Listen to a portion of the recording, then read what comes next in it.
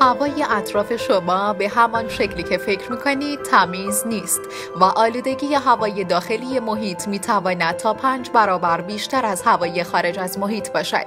بهترین راه برای سالم ماندن و حفظ کیفیت هوا در محیط داخلی استفاده از دستگاه تصفیه هواست.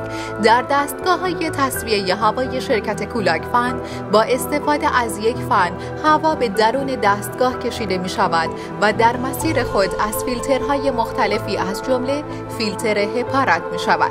روزنه‌های موجود در این فیلتر فضایی در حدود 0.3 میکرون دارند که باعث می شود جریان هوا از فیلتر رد شود، اما ذرات بزرگتر از آن فضا در فیلتر باقی بماند.